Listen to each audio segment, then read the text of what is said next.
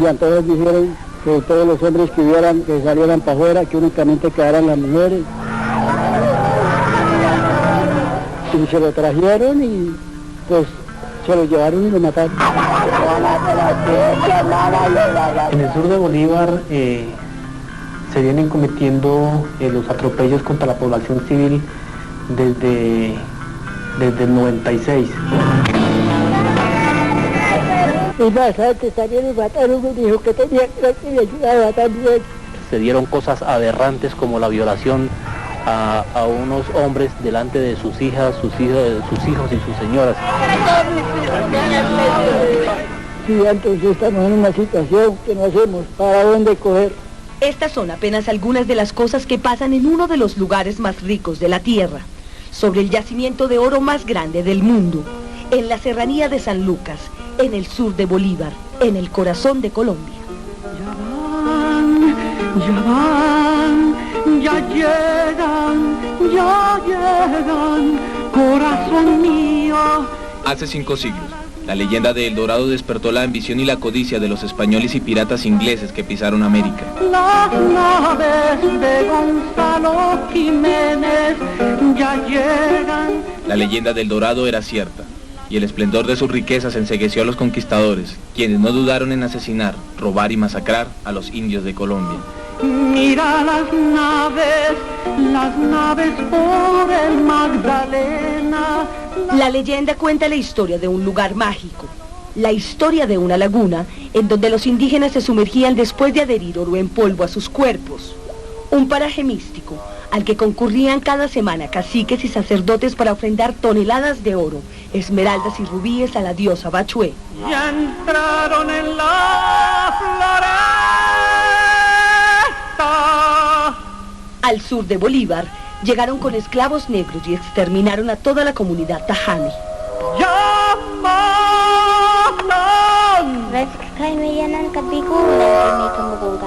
Detrás de ellos vinieron y siguen llegando colonialistas que continúan cambiando espejos por oro y devastando con aires de progreso la tierra de El Dorado.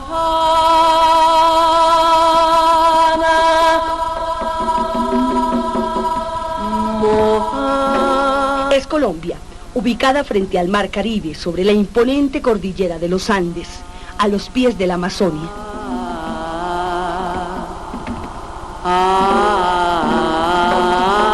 Biólogos de todo el mundo aseguran que la mayor biodiversidad por centímetro cuadrado del planeta se encuentra en este país. Sus playas todavía tienen arenas blancas y su flora y su fauna no se comparan con ninguna del continente. La formación geológica de Colombia gestó en sus entrañas las esmeraldas más grandes y hermosas de la tierra, el carbón más fino del mundo, y a cada paso sobrecoge la presencia de plata, níquel, uranio, mármol, mercurio, petróleo y sobre todo oro. La cartografía geológica del país está inconclusa, ¿sí? Además existen muchísimas posibilidades de exploración de yacimientos minerales, de hidrocarburos, de minerales industriales y de otras cosas que también son del campo de la geología.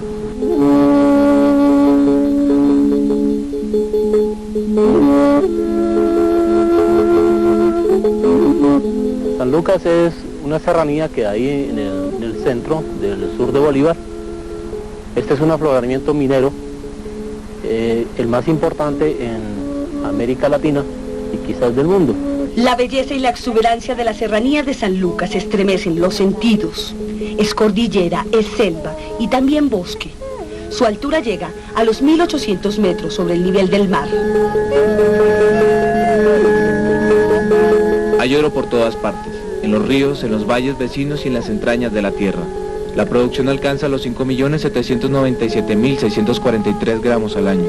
Los expertos aseguran que no hay en el mundo un yacimiento de oro parecido a este. Lo regular es que se encuentren 2 gramos de oro por tonelada removida y en esa zona de producción se encuentran 875 gramos por tonelada removida, lo que lo hace muy importante, además de que el costo de exploración el costo de explotación de una onza Troy se eleva en cualquier lugar del mundo a $280, un promedio, y aquí el promedio sería de $80, es decir, $200 menos. El irrisorio costo se debe en buena parte a que hay demasiado oro y porque aquí la vida parece haberse detenido en el tiempo. La vida en San Lucas transcurre entre la paradoja de la riqueza absoluta que se esconde en las entrañas de la tierra y la crueldad de la miseria y el subdesarrollo. Esta es la aldea de San Pedro Frío, un caserío fundado por colonizadores que llegaron en busca de oro, desplazados de otras regiones del país como consecuencia del conflicto interno que comenzó hace más de 50 años. En San Pedro Frío no hay una sola evidencia de la existencia del Estado colombiano. No hay luz eléctrica, tampoco acueducto y menos teléfono. El gobierno nacional acá no ha hecho, digamos, presencia, no lo conocemos. El médico más cercano se encuentra a 3 días de camino, cruzando trochas a lomo de mula. Me ha tocado mirar accidente en un carro y íbamos a ir uno con otro compañero y ahí mismo que adelante que se volcó fulano y que listo, bueno, pues 2 o 3 muertos o heridos. Sacar de aquí cualquier cosecha de frijol, maíz o yuca es prácticamente imposible. Porque las vías de penetración aquí prácticamente están abolidas. Por eso la gran mayoría prefiere buscar oro. Aquí donde yo duermo, tengo los trapitos montonados aquí. Este minero vive en la pobreza absoluta, pese a que fue él quien encontró una de las minas más grandes en donde hoy trabajan cerca de 100 personas. La veta fue bautizada Minamocha, en honor a este hombre. Porque yo fue mocho ya. Y entonces yo me conseguí una compañera que también era mocha. El mineral lo extraen a la usanza tradicional, de manera artesanal. No se aplica una tecnología que permita tener una extracción eficiente de minerales y también no se aplica ningún tipo de control ambiental. Si el oro está en el río, lo que hacen los colonos del sur de Bolívar es sacarlo de las aguas con un método al que llaman barequear. Si el metal está dentro de la roca, o sea, en el filón, Es pura mina. los mineros lo extraen a pica y pala, en pequeñas cantidades siguiendo la veta. Este es uno de los yacimientos de oro más grandes del mundo. Aquí los expertos, algunos expertos, lo comparan con el Cerrejón o Fusiana, pero allá carbón y petróleo y aquí oro, señor. Aquí estamos explotando el material de filones, se está haciendo a cielo abierto y en túneles.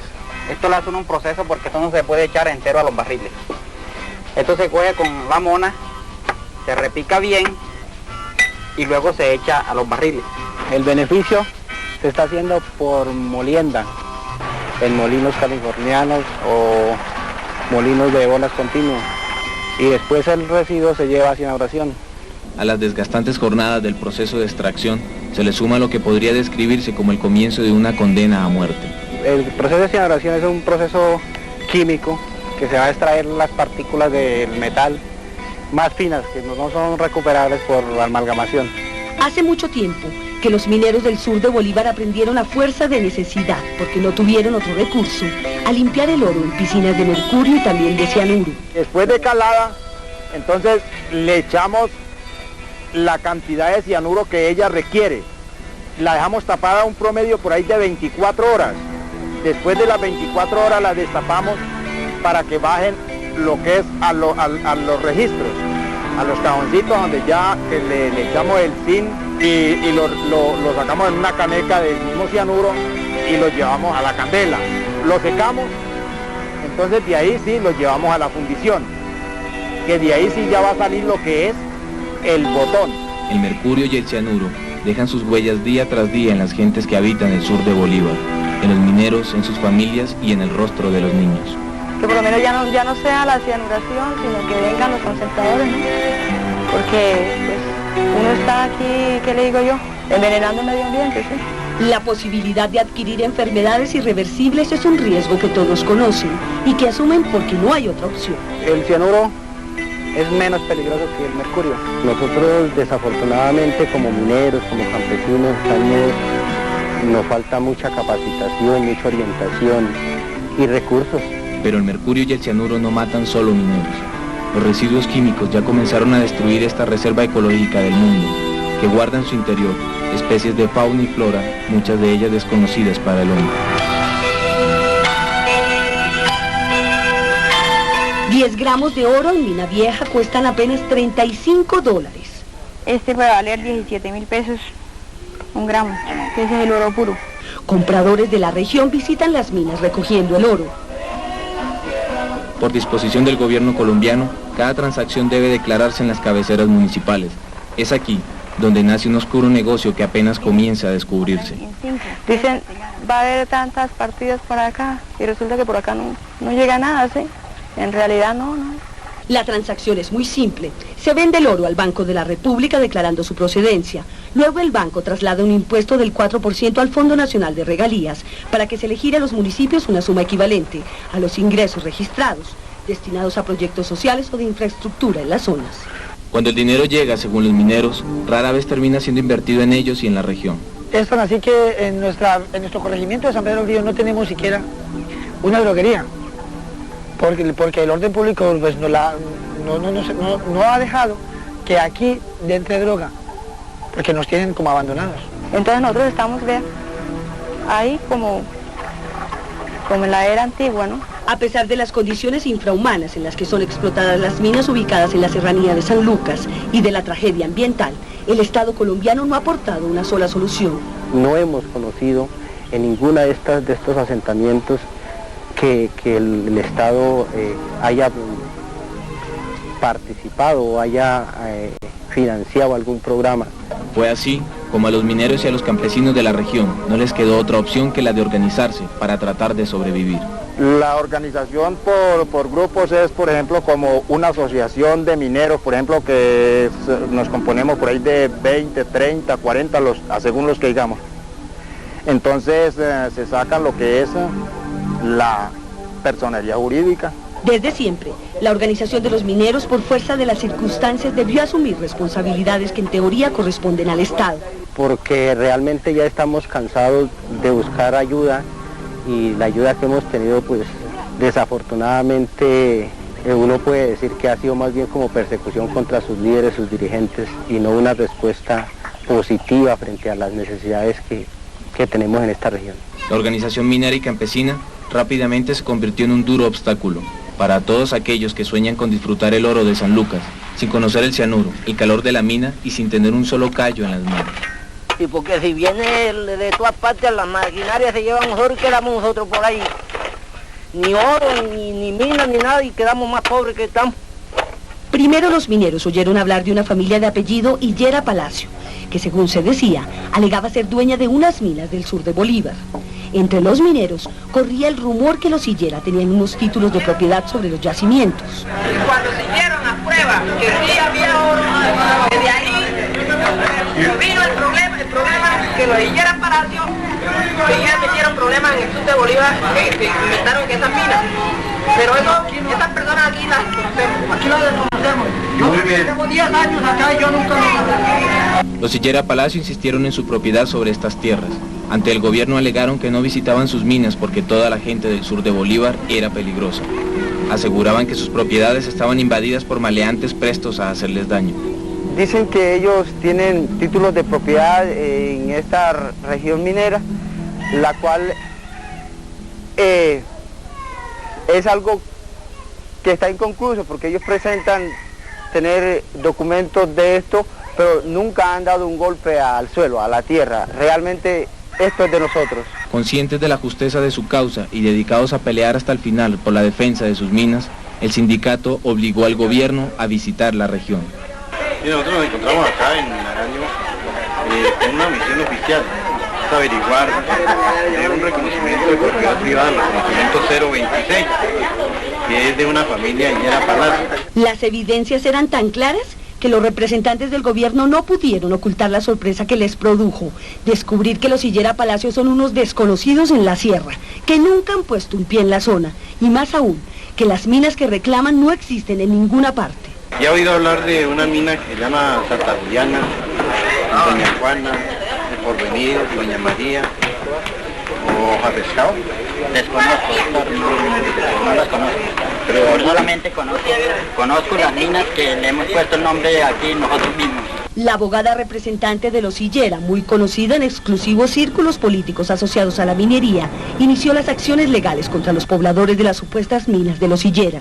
Que junto con una abogada de una compañía multinacional que trabaja aquí en Colombia, que es la Corona Goldfields S.A., aparecieron con unos títulos y con una empresa creada sobre las minas de la Serranía de San Lucas. La doctora Aramburu también resultó ser la apoderada de la Corona Goldfield, una empresa multinacional canadiense que en realidad era la verdadera interesada en explotar las minas de la Serranía de San Lucas. Y nosotros como pobladores, pues adquirimos un derecho sobre ellas porque somos hijos de los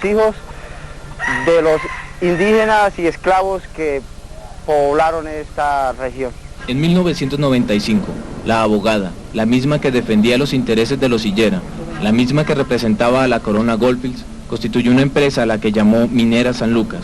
Coincidencialmente, esta empresa contrató la explotación exclusiva de las supuestas minas de los Higuera Palacios. No hemos podido descubrir realmente la procedencia de esta familia. Lo que nosotros conocimos a través de nuestros abogados que han trabajado con nosotros es la creación de una empresa multinacional, de una empresa minera que se nombraba Minera San Lucas S.A. y que sus propietarios, sus gerentes eran una abogada de nombre Luisa Fernanda Aramburu y un norteamericano. Como si fuera poco, las amistades políticas de la señora Aramburu le permitieron ser contratada por el ministro de Minas, Rodrigo Villamizar, quien actualmente es investigado por corrupción, como redactora oficial del proyecto de ley del Código de Minas. Al hacer esta señora un proyecto de Código de Minas e introducirle un artículo, exactamente el 29, que plantea quitarle las minas a los mineros del sur de Bolívar para transferírselas a una compañía que previamente habían constituido con una familia que estaba reclamando la propiedad de esas minas del sur de Bolívar. Una ley que busca arrebatar la propiedad de la nación sobre los recursos naturales, transfiriéndolos al Estado y así proporcionarle al mandatario de turno las herramientas para repartir, vender o regalar esos recursos. A partir de la decisión de la aplicación de un nuevo modelo económico a Colombia, se determinó comenzar a explotar los recursos minerales. Lo primero que hacen es cambiar toda la legislación y el proyecto de ley de Código de Minas de 1995-1996 es elaborado por una abogada de una multinacional canadiense de nombre Corona Goldfields S.A. Porque esto aquí es una mina, pero la procesamos nosotros los pobres. ¿Y qué pasa? Que más tarde el gobierno se deja archivar de grandes estadounidenses que con grandes maquinarias nos cogen a nosotros y nos tiran a los cúbicos que ya están olvidados. Y sin embargo vivimos rodando. ¿Quién está acompañando las serranías de San Lucas? Nosotros los campesinos. Y luego no tenemos derecho ni a una prenda, siendo que esto es nuestro, porque esto es colombiano.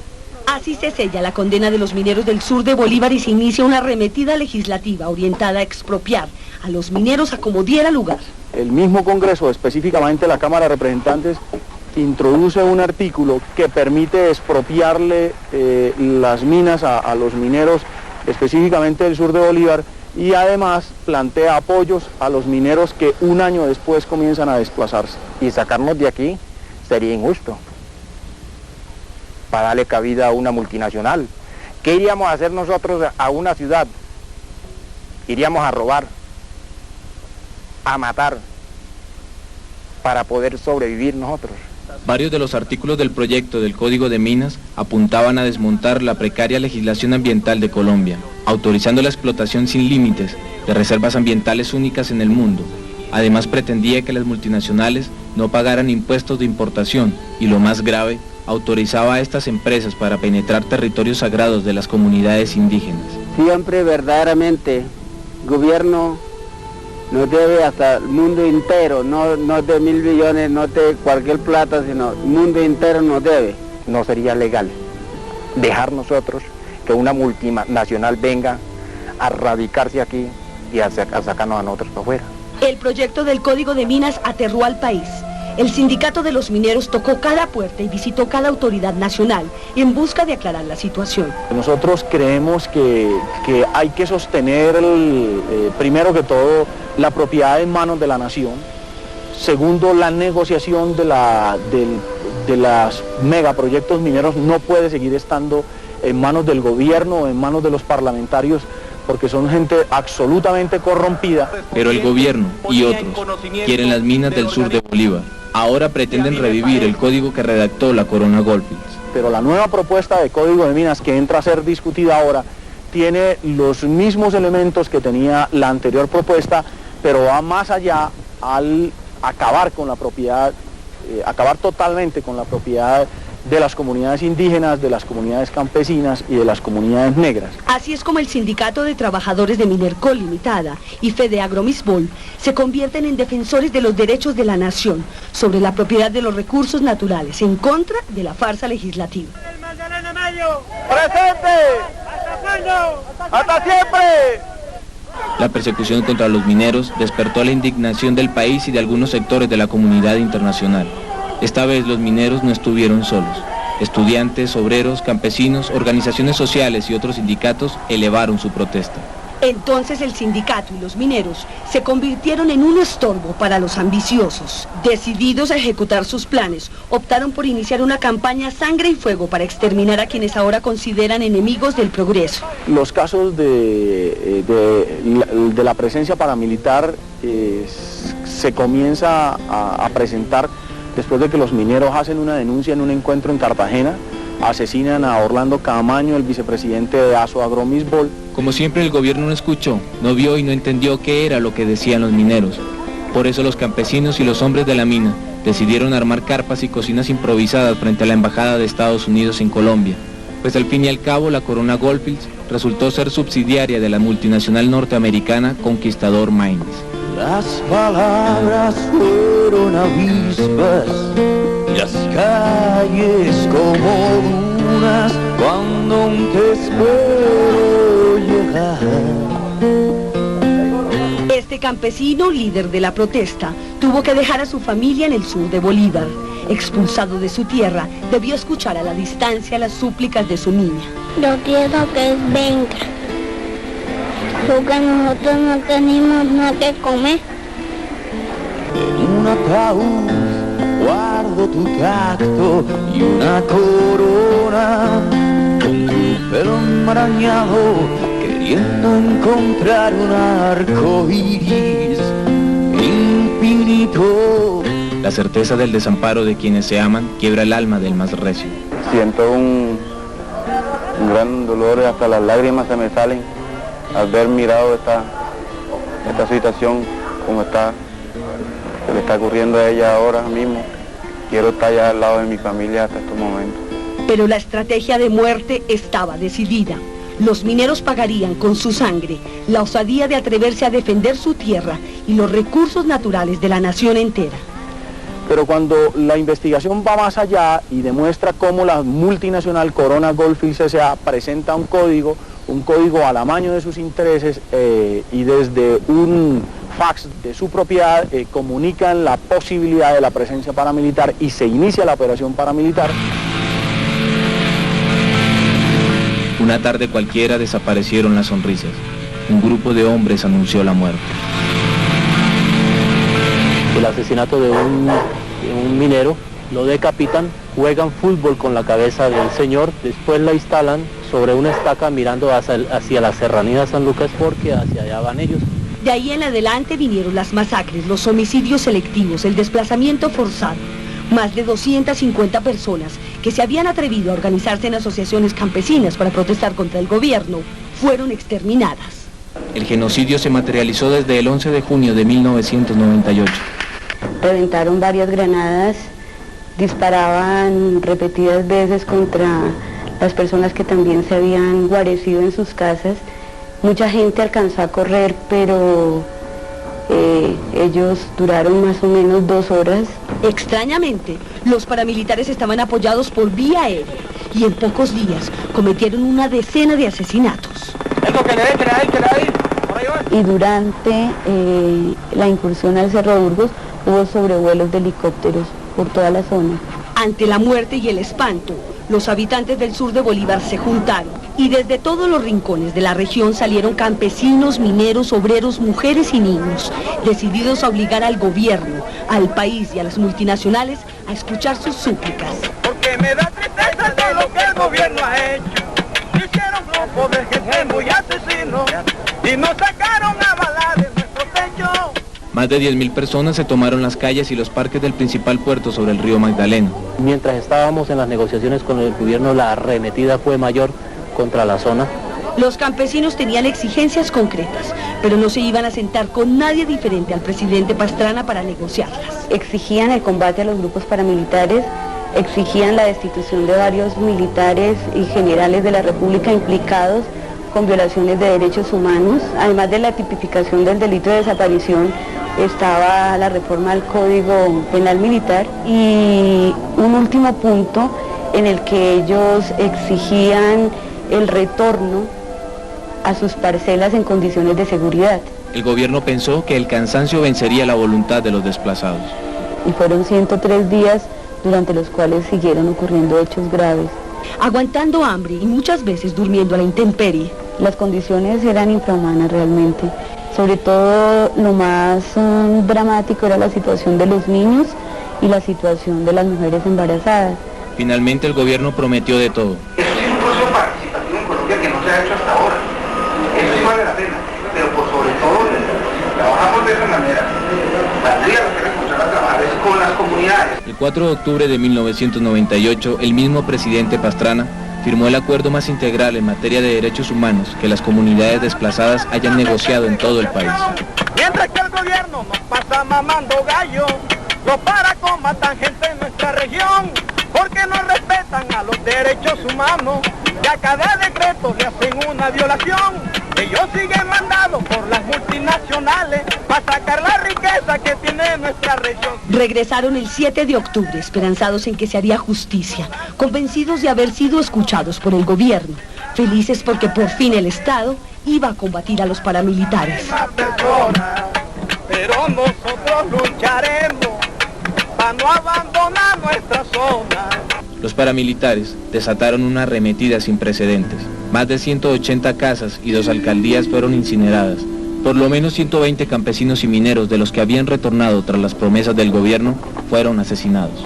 Desde luego muchas personas están registradas con su número de cédula que incluso la pidieron estando en el éxodo para así poder aportar una ayuda económica, y resulta que eso fue peor porque tienen a las personas sistematizadas con su número de cédulas, y en los retenes los bajan del carro, de la chalupa, miran el número de cédula y si está en ese listado es una persona que la desaparecen o la asesinan delante de la gente. Los líderes que negociaron el éxodo fueron las primeras víctimas. La maltratan a golpes, torturas, por ejemplo, como al señor que le digo que lo amarran de los testículos y lo golpean duro. El vocero más importante del sur de Bolívar, Edgar Quiroga, fue desaparecido y hasta el momento tampoco se sabe absolutamente nada de él. Edgar es una persona noble, sencilla. Él, todo el mundo lo quiere. Él quiere a los niños. Carlos Castaño, el jefe paramilitar de Colombia, justificó la arremetida. Lo he hecho convencido de que lo he debido hacer y ha mostrado resultados. Amnistía Internacional y Human Rights Watch sostienen, al igual que la Fiscalía de Colombia, que Carlos Castaño no ha estado solo. Oficiales subalternos, quiero decir desde subteniente hasta capitán, sí hay alrededor de 50, poco más, poco menos. Todos salidos por la puerta grande. Yo no recibo un hombre que salga por mala conducta. Pero lo que más aterra a los colombianos es una terrible casualidad. Los paramilitares han sembrado de muerte todas las regiones de Colombia, en donde las multinacionales tienen intereses.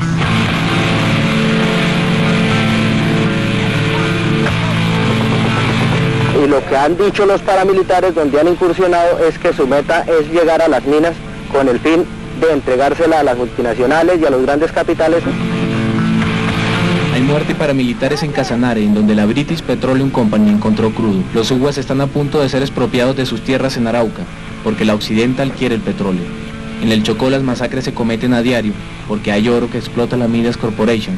Y en el Valle del Magdalena, santuario paramilitar, trabajan la Normandy y la Greenstone, multinacionales también. Y Estados Unidos está planteando construir una base militar en Ataco, y resulta que Ataco también tiene un afloramiento de oro bien importante. Fundamentalmente lo que llevamos es una estrategia colombiana para trabajar de la mano con los americanos, con los Estados Unidos. El presidente Pastrana, días después del retorno, viajó hacia Puerto Wilches, lugar que eligió para lanzar el Plan Colombia. Al lanzarlo planteaba que era el proyecto piloto en derechos humanos para el país, que ese era el inicio de un plan de desarrollo y de inversión social para la zona. Al salir el presidente de la zona, continuó el genocidio. Incumplió totalmente los acuerdos. El gobierno colombiano prepara un nuevo proyecto de Código de Minas, que pretende crear las condiciones necesarias para perpetuar la presencia de las multinacionales en Colombia. En aras del progreso se propone expulsar a los indígenas y a los negros de sus tierras, trasladar la propiedad de la nación sobre los recursos del subsuelo al gobierno. También pretenden acabar las empresas mineras colombianas y retirar el mínimo apoyo que brinda el Estado al pequeño y mediano minero, que en última representa el 80% de la minería del país. Y por eso planteamos que debe haber una nueva negociación que permita como base inicial el 50% de beneficio para quien da el dinero para el proyecto y el 50% de beneficio para toda la comunidad y por supuesto para el pueblo colombiano. Pero la persecución contra el sindicato y contra las organizaciones populares continúa. Tenemos un caso patético, el del compañero presidente Francisco Ramírez, el cual ha sido objeto de 3 atentados, 2 secuestros a funcionarios del sindicato, amenazas de muerte. Un gran miedo invade a los campesinos y mineros de Colombia, pues no son pocos los que creen que su condena a muerte es inevitable, porque la sentencia fue dictada, al igual que en otras épocas, por la ambición de los conquistadores extranjeros que llegaron arrasando la vida en busca del dorado. Me quieren vender la noche por luz, la calma por la tempestad, y yo quiero saber dónde diablos está la verdad. Me quieren vender la piedra por flor, la niebla por la claridad. Solo quiero saber dónde diablos está la verdad.